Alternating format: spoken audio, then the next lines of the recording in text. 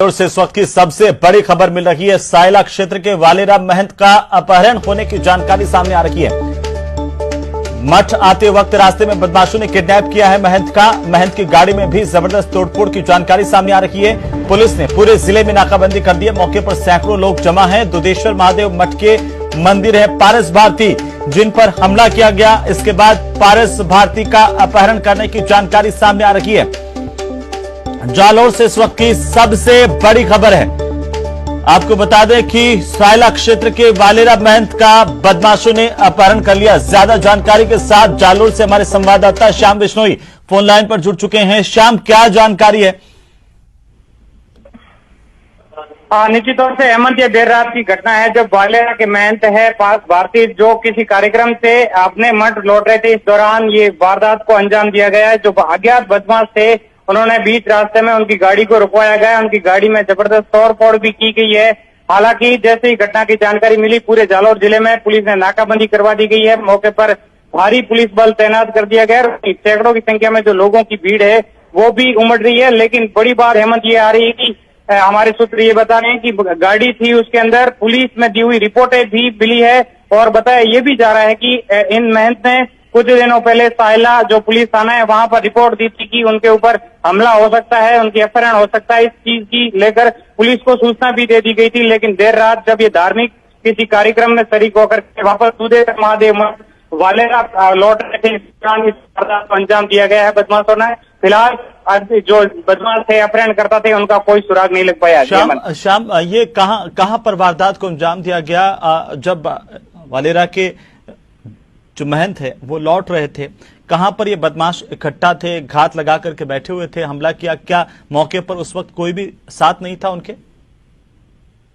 देखिए अमित, अभी तक इन चीजों को लेकर खुलासा नहीं हो पाया है। लेकिन ये जो सायला और वालेरा के बीच का रास्ता है, जो वालेरा मठ है, दुधेश्वर महादेव मठ जो बहुत बड़ा प्राचीन मठ है और बड़ा मठ है, वहां के मठाधीश थे और वो किसी धार्मिक अनुष्ठान के बाद में घर लौट रहे थे। तो इस दौरान वारदात को अंजाम दिया गया। हालांकि ये अभी तक स्पष्ट नहीं हो पाया कि उस गाड़ी में और कितने लोग शामिल थे, महंत के साथ कौन कौन लोग शामिल थे। इन तमाम चीजों को लेकर हालांकि पुलिस इन्वेस्टिगेशन कर रही है। ये कुछ ही देर में पता चल जाएगा। लेकिन निश्चित तौर से ये बड़ी वारदात है जहां पर पुलिस क्या जो महंत का अपहरण को लेकर के, क्या उनकी गाड़ी मौके पर मिली है जो तोड़फोड़ की बात सामने आ रही है?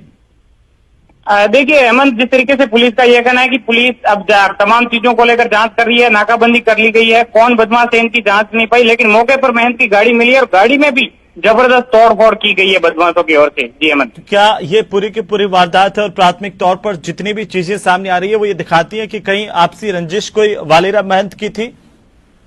देखिए हेमंत, निश्चित तौर से जिस तरीके से बदमाशों की वारदात को अंजाम देना, इसमें जायज की बात ये लग रही है कि आपसी रंजिश ही हो सकती है। क्योंकि इस मंदिर में कुछ दिनों पहले एक धार्मिक अनुष्ठान भी हुआ था।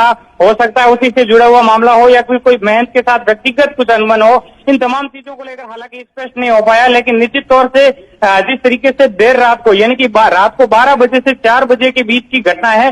हालांकि ऐसी सुनसान जगहों पर इस वारदात को अंजाम दिया गया जहां पर कोई सीसीटीवी फुटेज भी अभी तक पुलिस के पास नहीं पहुंचा है। लेकिन तमाम चीजों को लेकर जालौर के पुलिस अधीक्षक हर्षवर्धन अग्रवाल ने मॉनिटरिंग कर लिया, जगह जगहों पर नाकाबंदी करवा ली गई है और बदमाशों की जो पकड़ने को लेकर तमाम चीजों को लेकर इन्वेस्टिगेशन जारी है। नाकाबंदी के साथ साथ अन्य जैसे पड़ोसी राज्य बाड़मेर है तो बाड़मेर पुलिस को भी अलर्ट कर दिया है कि ये बदमाश आखिर कहां पर फरार हुए होंगे। इन तमाम चीजों को लेकर हालांकि पुलिस जांच कर रही है। जी, लेकिन श्याम, आखिरकार ये क्या हो रहा है जालौर में कि लगातार पिछले कई दिनों से हम देख पा रहे हैं कि अपराधियों के, बदमाशों के हौसले बुलंद है। पहले हमने देखा था कि टोल नाके पर किस तरीके से उत्पात मचाया था, उसके बाद अब जो है अब वो यहाँ पर वालेरा के महंत का अपहरण कर लिया गया।